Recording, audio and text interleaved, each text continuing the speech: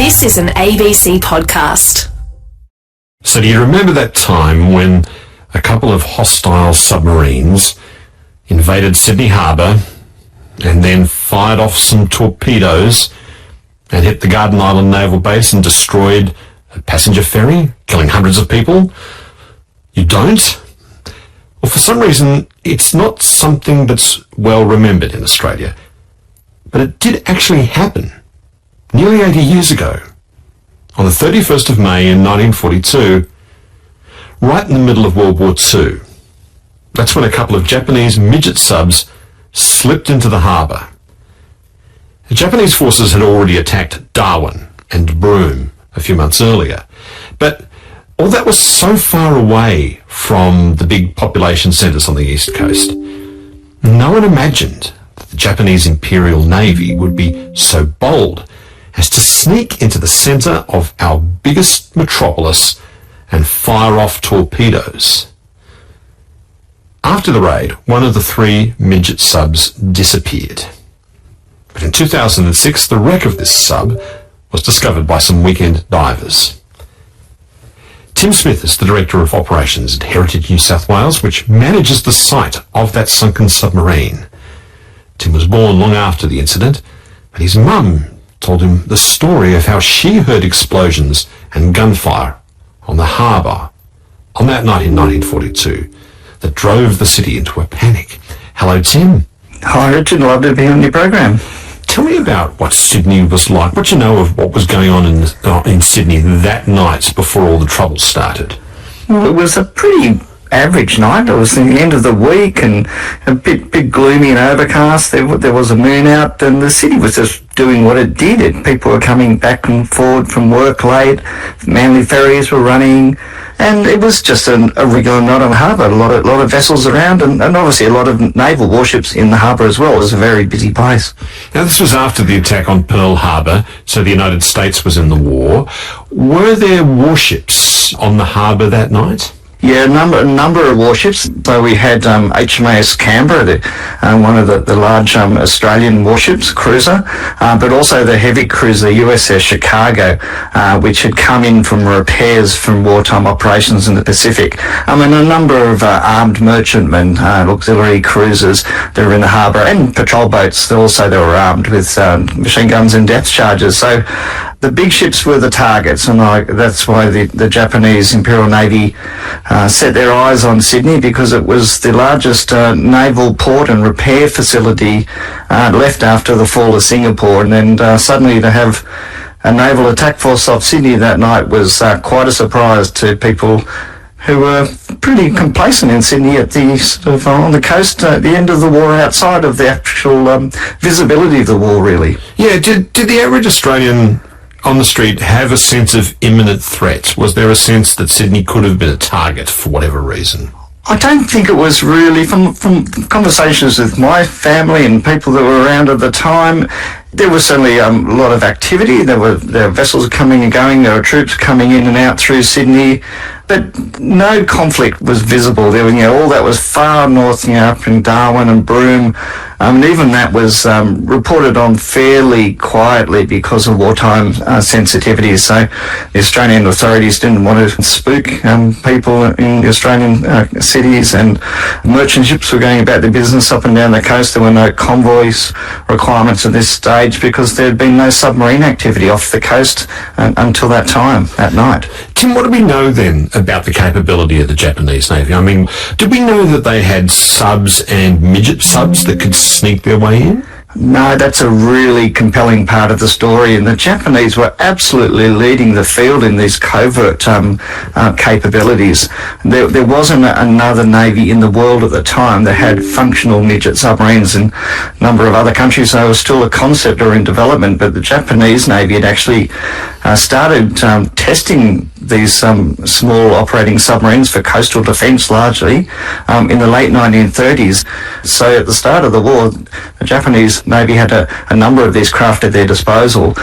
Certainly they also had a very formidable fleet of battleships and heavy cruisers and aircraft carriers that were used for great effect on the Pearl Harbor attack.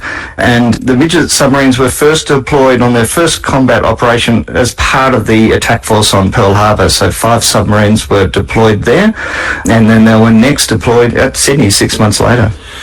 Tell me about the defence emplacements we had there at the heads, where the Sydney Harbour meets the Pacific Ocean, to detect if any submarines were trying to sneak their way into Sydney Harbour. Well, I guess the description for those is probably unfinished. Because Sydney was such an important port, a big harbour, it's a complex harbour to navigate because of eddies and channels and currents. There was a net that was being built across the harbour entrance as a precaution, but Sydney Harbour being fairly shallow, they didn't really expect ocean-going submarines to make an attack deep into Sydney Harbour, so the net was built more or less across the entrance of the main channels between Watson's Bay and Mosman. But that was unfinished, so there were 2 big gates in that net that hadn't been built, so there were 400-metre openings that were absolutely passable by midget submarines, and that's exactly what they did. They headed for those entrances and followed, in the case of the midget submarine M24, a Manly ferry allegedly through one of those openings as a guide.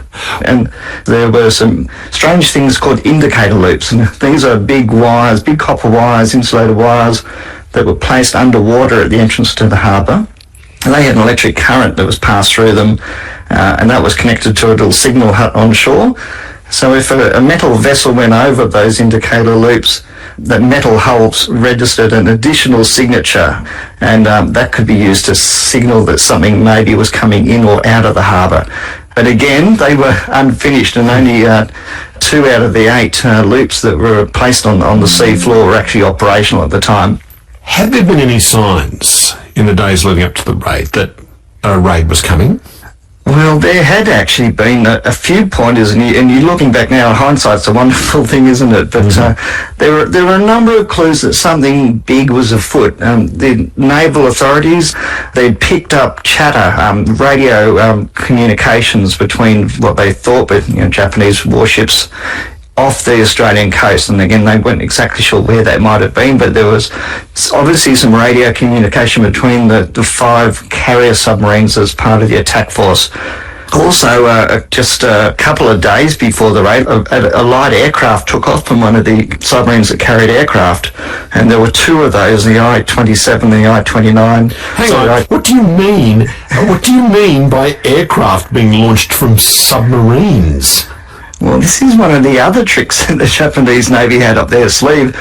They'd already developed hangars on board the ocean-going long-range submarines to accommodate a folded-up aircraft. And as I said, two of the 5 major, big submarines from the attack force carried a little single-wing float plane with 2 floats and 2 crew. And they literally wheel them out of the hangars, open the wings, fire them up, and take off within 5 or 10 minutes. It was an amazing technology. They submerged, and the next thing we know, about half an hour later, 2 torpedoes are seen racing across the surface, actually bouncing across the surface of Sydney Harbour towards USS Chicago. They went alongside Chicago and missed the target. And one of those washed ashore on Garden Island, ran up ashore onto some old rope at the end of Garden Island Naval Base at the gun wharf. Didn't explode, but the other one went past Chicago under the Cuttable ferry, which was a depot ferry used for sailors to sleep on at night if they were between ship deployments, and that 350-pound warhead exploded against the seawall underneath the Cuttable and destroyed the harbour ferry, and the impact of that explosion was catastrophic. It killed 21 sailors on board and injured another 10 severely. Finally, Tim, 2 of the subs were destroyed and sunk, and the 2 halves were put together and taken around the country as a kind of a war trophy. But what about the 3rd sub, the M24, the one that successfully attacked Garden Island and HMAS Cuttable, and then escaped through the heads back into the Pacific Ocean?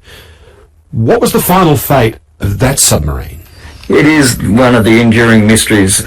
When M24 and Ben and Ashibe successfully exited from sinking the Cuttable, they got out of the harbour about 2 a.m. This particular midget submarine was told to go north and to rendezvous with its carrier submarine off Broken Bay. So that's where everyone assumed it had gone, but then it completely disappeared. No one knew what had happened to it for decades. No one knew where they went. Did they go straight out the heads? Did they go south to a rendezvous? Did they go north? That was missing for all of those years until it was stumbled across by divers back in 2006 off the northern beaches of Sydney, off Newport, Bungan Head. We could then piece that final puzzle together. What had happened to the crew? The two crew were almost certainly inside that wreck. They were either overcome by an event inside the craft, either ran out of oxygen, or maybe they had some battery fumes, poisonous fumes. They were almost certainly out of electric power by the time they got to that position. The next morning, it would have been daybreak by the time they got up to the northern beaches. They would have known they couldn't have stayed on the surface because they would have been seen by aircraft that was now searching for any submarines off the coast. They couldn't sit on the bottom for another 12 hours to wait for a recovery the next morning. And quite possibly they realised the game was up for them as well, and almost certainly used the service revolver to end their lives. Weren't the bodies discovered in the wreck? No, we haven't been able to get inside that craft, and for all of those reasons and remembrance and sanctity of the war dead, we have made a management decision not to probe inside the submarine, and that's partly with the wishes of the family of those two men in Japan today. The Japanese and the Australian governments and the New South Wales government's very respectful of those wishes. The submarine's filled with sand anyway, drift sand that's come through corrosion holes in the hull, and it's highly likely we will never be able to interrogate the interior properly and safely. And we manage it as a war grave, but also as a marker that M24 is the only one of the three midget submarines that attacked Sydney is still in its battle context, where it fell in combat on the 1st of June 1942.